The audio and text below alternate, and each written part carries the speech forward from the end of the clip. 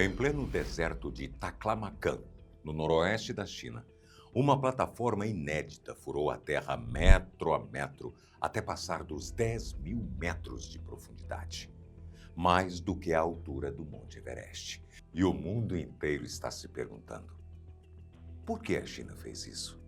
Antes de começarmos, já se inscreva no canal, porque, aliás, nós nem sabemos por que você não está inscrito ou inscrita ainda. E deixa aquele likeão, beleza? Bora pro vídeo?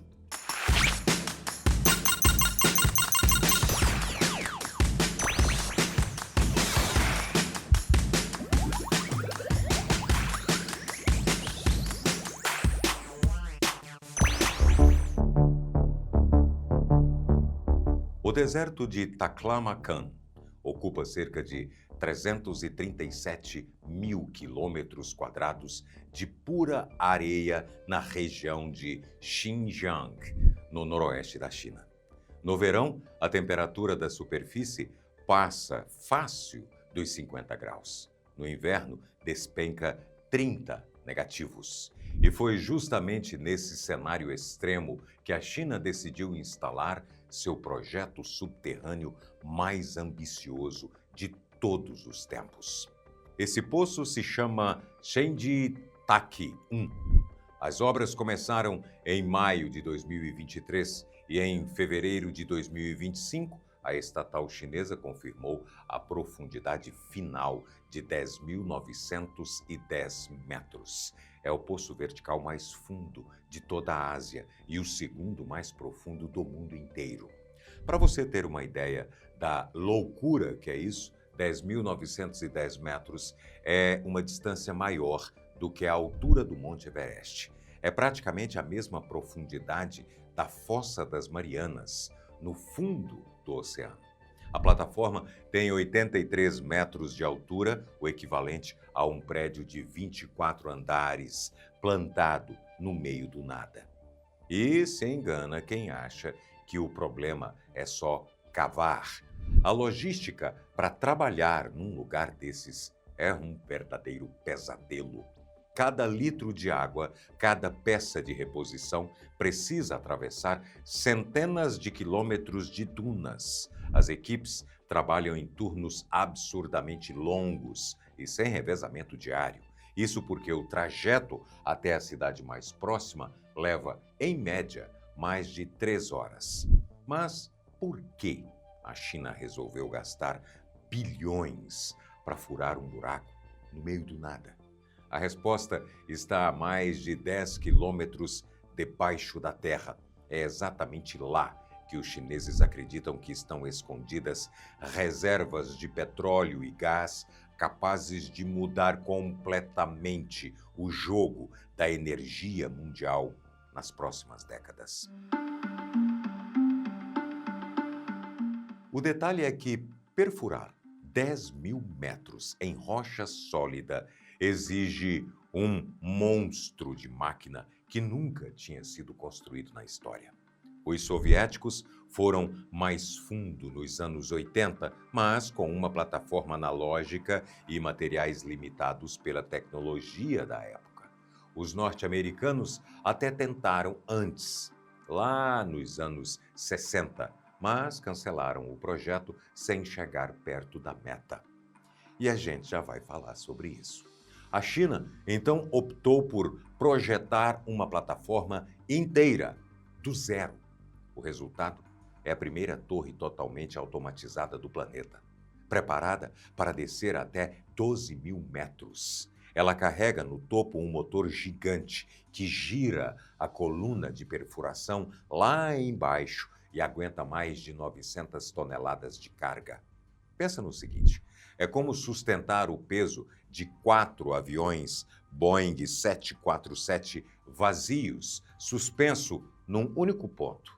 E todo esse peso é controlado de longe, sem depender de gente subindo e descendo no equipamento o tempo todo. Sensores espalhados pela coluna mandam dados em tempo real para uma sala de controle, onde os engenheiros acompanham temperatura, vibração e ângulo da broca segundo a segundo. Olha que precisão incrível! Até o fluido que desce pelo poço é uma invenção chinesa. Esse líquido serve para esfriar a broca e trazer os pedaços de rocha de volta para a superfície. E ele não pode se decompor no calor. E olha que lá embaixo passa dos 220 graus. A fórmula, os sensores e as peças que aguentam esse verdadeiro inferno foram todos desenvolvidos pela própria estatal do país. E não é qualquer fórmula não, viu? Cada lote de fluido é ajustado conforme a profundidade aumenta, porque o que funciona aos 5.000 metros já não serve para nada aos 9.000. Cada nova fase da perfuração é testada em laboratório antes de descer. Para você ter uma noção, mais de 90% dos componentes dessa plataforma são de fabricação nacional. Até pouco tempo atrás, quem quisesse perfurar mais de 7.000 metros precisava obrigatoriamente contratar gigantes lá dos Estados Unidos, como a Halliburton ou a Schlumberger. Agora, pela primeira vez, a China consegue fazer tudo sozinha, sem depender de empresa nenhuma do Ocidente. Apesar de a broca avançar pouco por hora nas camadas mais duras, o projeto ainda bateu o recorde mundial de velocidade para essa profundidade. É a prova de que a China dominou, passo a passo, uma engenharia que quase ninguém do mundo tem. A ideia de perfurar a Terra cada vez mais fundo não é exatamente uma novidade. Ela nasceu lá nos tempos da Guerra Fria, quando os Estados Unidos e a União Soviética disputavam de tudo, inclusive o subsolo do planeta. Em 1957, cientistas americanos criaram o projeto MOHO. A ideia era furar o fundo do oceano e tocar o manto da Terra. A obra começou em 1961 e foi até considerada um sucesso técnico, mas o custo saiu do controle. O orçamento começou em poucos milhões e ultrapassou os 100 milhões de dólares muito rápido. Em 1966, o Congresso americano cortou a verba e o projeto morreu. Os soviéticos viram a oportunidade e responderam.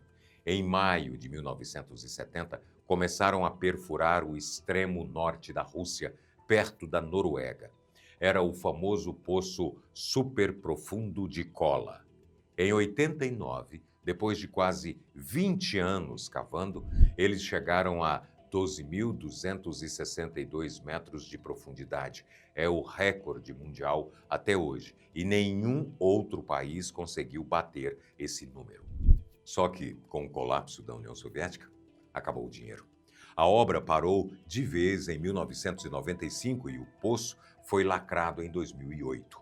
Hoje, a instalação está lá, abandonada no meio da neve, com a boca do poço fechada por uma tampa de metal presa com 12 parafusos. Depois disso, o assunto esfriou. A corrida geológica ficou parada por mais de 30 anos, até a China decidir retomá-la em 2023.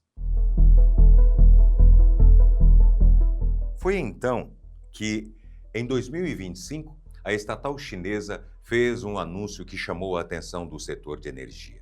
Pela primeira vez na história humana, alguém encontrou petróleo e gás em terra firme, abaixo dos 10.000 metros de profundidade. Até então, ninguém tinha comprovado a existência de reservas comerciais tão fundas em solo continental. Países como Estados Unidos e Arábia Saudita exploram petróleo ultraprofundo, sim, mas no fundo do mar, onde a geologia ajuda. Apenas para a gente entender o tamanho desse prêmio, mais de 83% de todo o petróleo profundo da China e quase 64% do gás natural estão enterrados abaixo de 6.000 metros só nessa região do deserto. Para chegar no ponto mais fundo, o Shenjitak-1 gastou mais de 1.000 tubos de perfuração e destruiu mais de 20 brocas em 580 dias de operação sem parar. E junto com o petróleo, veio uma descoberta que os cientistas estão tratando como um achado raro.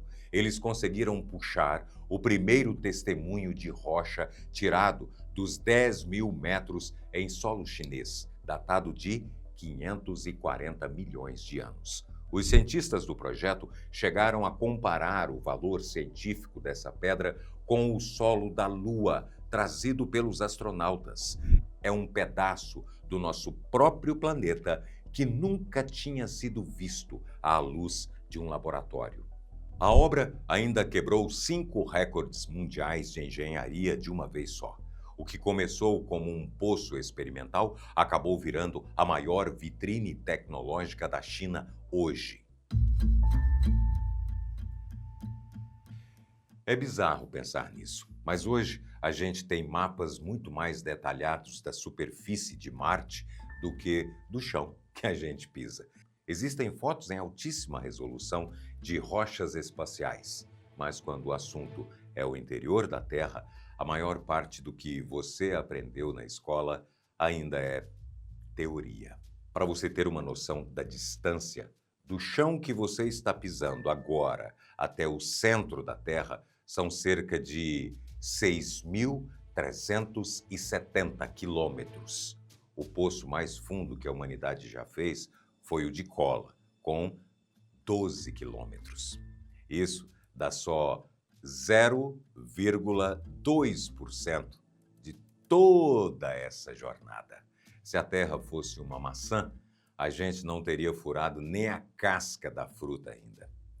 A gente sabe que o planeta é feito de camadas. A crosta, que é onde a gente vive, o manto, que é uma faixa gigante de rocha a mais de 1.000 graus, que escorre devagar, parecendo asfalto no Sol, e o núcleo, um bolo de ferro e níquel que bate os 5.000 graus, quase a temperatura da superfície do nosso pai maior, o Sol. Ninguém nunca viu nada disso de perto. Tudo o que os cientistas sabem vem de cálculos matemáticos. Eles medem o impacto das ondas de terremotos e, pela velocidade, tentam adivinhar o que tem lá no fundo. E tem muita coisa que não faz sentido ainda. Ninguém sabe exatamente por que o campo magnético da Terra está enfraquecendo. Ninguém sabe direito como o calor do núcleo viaja até a superfície para criar os vulcões e, pior, de onde veio tanta água no planeta. Tem estudos sérios afirmando que tem oceanos inteiros presos nas rochas há bilhões de anos, lá nas profundezas. O que você acha disso? Conta pra gente aqui nos comentários. Faz essa gentileza, eu que tô a fim de saber. É por isso que alcançar essas profundidades extremas muda tudo para a ciência. O que antes era só palpite matemático, agora vira matéria real em laboratório. Na prática, um poço desse tamanho funciona como um telescópio gigante, só que apontado para baixo. O grande problema de descer tanto é que a Terra se defende. A cada quilômetro que a broca avança, a temperatura sobe uns 25 graus. Quando bate os 10.000 metros, já passou dos 220 graus Celsius. Nesse ponto, o aço comum começa a perder a força, os componentes eletrônicos queimam e os fluidos se decompõem. É um ambiente onde nada feito pelo homem foi pensado para sobreviver.